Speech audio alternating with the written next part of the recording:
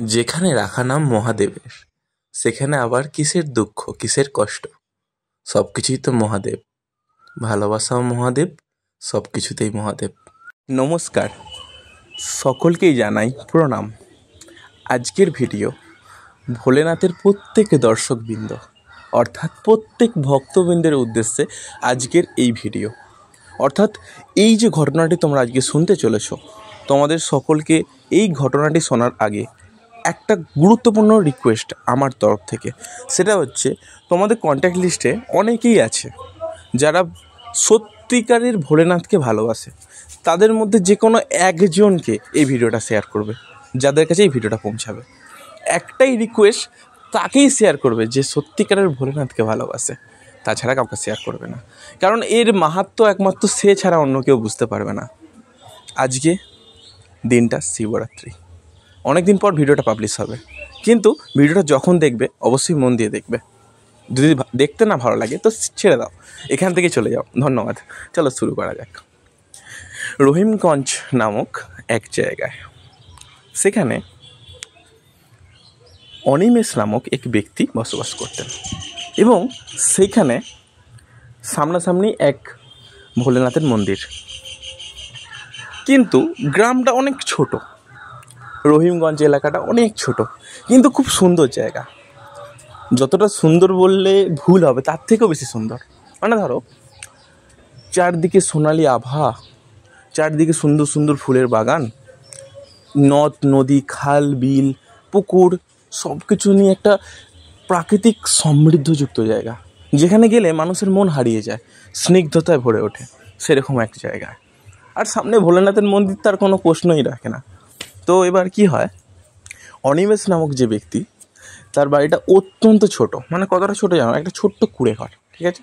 সেই কুঁড়ে ঘরটা এমন কুঁড়ে ঘর যেখানে মানে ধরো টালির চাল, ওপরটা টালির চাল, মাটির বাড়ি, আর 3জন সদস্য, অনিমেষ, তার বউ এবং তার একটা ছোট ছেলে।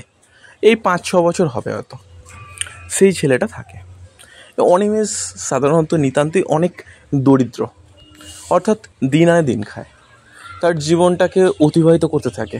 আস্তে আস্তে আস্তে আস্তে জীবনটা কাটতে থাকে। বলে রাখা ভালো, অনিমেষ ভোলেনাথের চরমতম ভক্ত।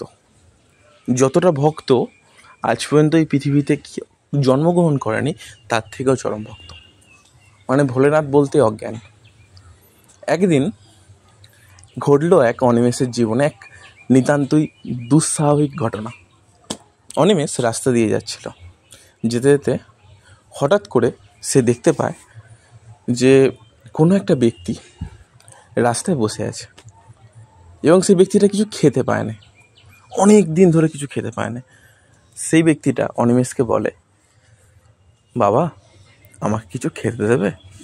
আর অনিমেষের জীবনটা এতটাই কষ্টদায়ক যে তার কাছে খাওয়ার মতো কিচ্ছুই নেই। মানে তাকে যে দেবে তার কাছে কিচ্ছু নেই। কিন্তু তারপরেও অনিমেষ কি করে জানো? সে বাড়িতে যায়, বাড়িতে শেষ সম্বল একটা রুটি ছিল, কিছুটা গুড় ছিল। সে গুড় এবং রুটিটি সেই ভিখারিকে দেয়।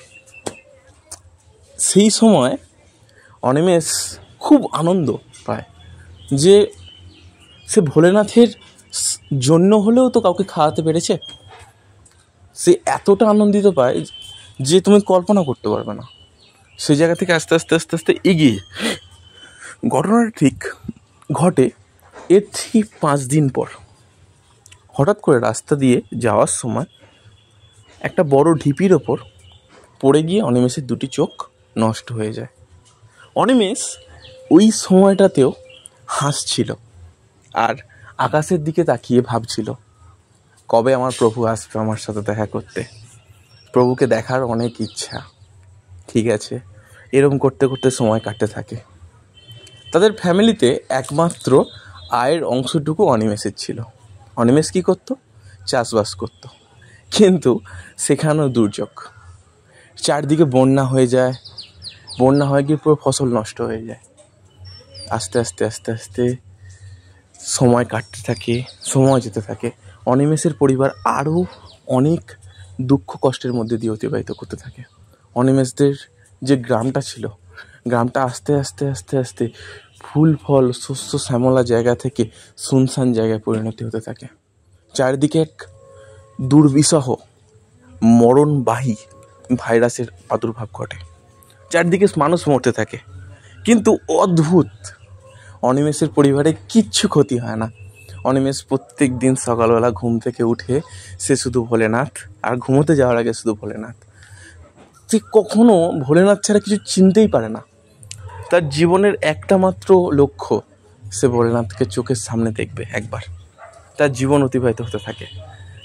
এমন একটা দিন এসে দাঁড়ায় যে অনিমেষদের বাড়িতে এক ফোঁটা চাল ছিল না। সে খাবেটা কি? তখনও সে ভোলেনাথ। তিনি এমন একটা পরিস্থিতি সৃষ্টি হয়, অনিমেষ যে জামা কাপড়টা পরেছিল সেই জামা কাপড়টা পর্যন্ত ছিঁড়ে যায়। তার অবস্থা এতটাই খারাপ যে একটা জামা প্রায় 30 থেকে 40 দিন পরে কাটাতে হতো অনিমেষকে।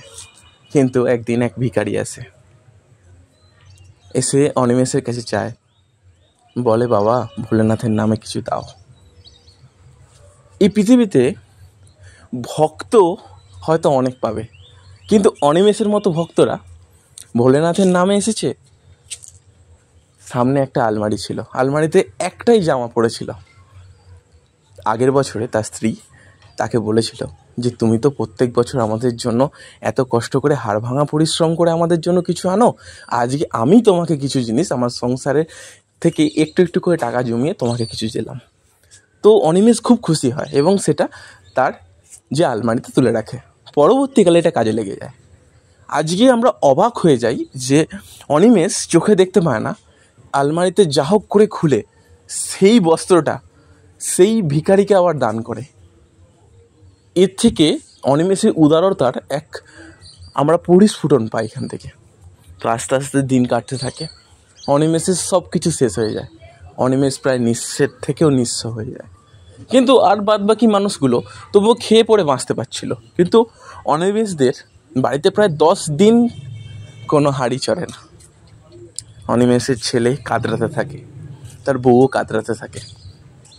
অনিমেষকে হঠাৎ করে তার বউ চিৎকার করে বলে, কি গো, আর কতদিন ভোলেনাথ ভোলেনাথ করবে? সারাটা জীবন তো ভোলেনাথ ভোলেনাথ করে গেলে, তারপরেও ভোলেনাথ কি এলো তোমার কষ্টের দিনে? তোমাকে কি দেখলো? সে তো দেখলো না তোমাকে, তাহলে তুমি এখনও ভোলেনাথ করে যাবে? আমরা কি মরে যাওয়ার পরও ভোলেনাথ করে যাবে কি?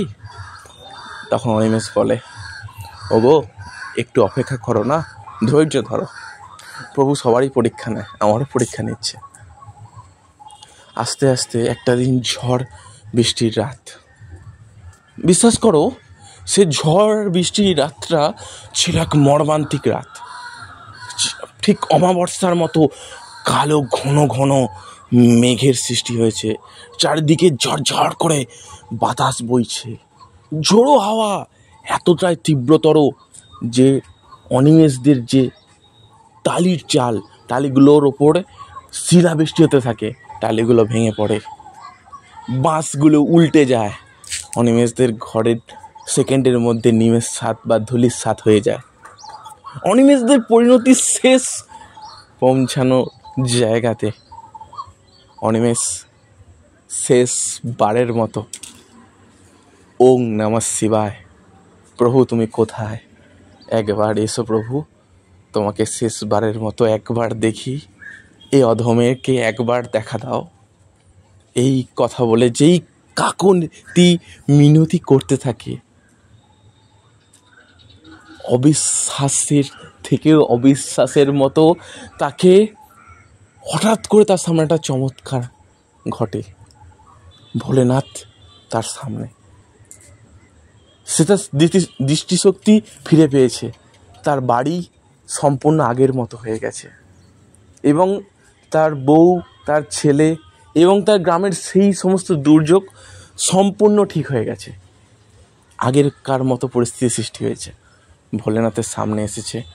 ভোলেনাথ বলছে, অনিমেষ, আমি তোমার এবং তোমার এই ধৈর্য, এই মানবিকতা এবং দয়ালুতার প্রতি আমি অত্যন্ত প্রসন্ন। বলো, তোমাকে কি চাও তুমি? অনিমেষের কথায় ভোলেনাথ পর্যন্ত কেঁদে ফেলে। যে প্রভু আমার কিচ্ছু চাই না, তুমি যে আমার এই গরিবের বাড়িতে এই পদধূলি দিয়েছো, এটাই তো আমার কাছে স্বর্ণ। এই বলে ভোলেনাথের চরণে লুটিয়ে পড়ে এবং কাঁদতে থাকে। অনিমেষের এই তীব্র ভগবানের প্রতি ভক্তি, ভালোবাসা, দয়ালুতা দেখে ভগবান তাকে আশীর্বাদ করে বলে, তুই যা চাইবি আজ থেকে তাই হবে। তারপর থেকে অনিমেষ ভোলেনাথের প্রচণ্ড মন্দির তৈরি করে দেয় এবং প্রত্যেকটা পথচারীকে সাহায্য করে। আজকের এই যে ছোট্ট একটা কাহিনী থেকে তোমরা কি বুঝতে পারলে?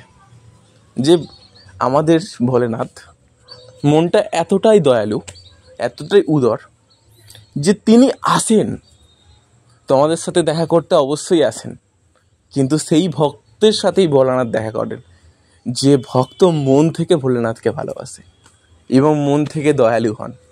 স্বয়ং ভোলেনাথ এতটাই দয়ালু ছিলেন, সে থাকতেন কোথায়? সব কিছু ছেড়ে শ্মশানে থাকতেন তিনি বিয়ে করেছিলেন পার্বতীকে। তিনি সেই বেশভূষা পরেই পার্বতীকে বিয়ে করতে গেছিলেন এবং তার নন্দী ভিরিঙ্গি এবং শ্মশানের চারিদিকে সমস্ত সবার সাথে থাকতেন। তিনি ছাই ভস্ম মেখে থাকতেন এবং তার সমস্ত কষ্ট, দুঃখ, যন্ত্রণা, এই সংসারের প্রত্যেকটা জিনিসকে তিনি আঁকড়ে ধরেছেন। বিশ্বাস হবে না তোমাদের, একটা বিষয় ভেবে দেখো যে শুধুমাত্র সমুদ্র মন্থনের সময় এই গোটা পৃথিবী যখন বিষে আক্রান্ত হয়, তখন একমাত্র কণ্ঠে বিষটা ধারণ করেছিলেন স্বয়ং মহাদেব, অন্য কেউ নয়। কিন্তু তারপরে দেখো, এই বিশ্ব ব্রহ্মাণ্ডে সব থেকে আমাদের আদিম ভালোবাসার সৃষ্টি কিন্তু মহাদেব এবং পার্বতীর মধ্যে। সেই জন্যই শিবরাত্রির দিনটিকে আমরা ভোলেনাথ এবং শিবের মিলনের চরমতম সুন্দর মুহূর্ত বলে আমরা জানি সকলেই।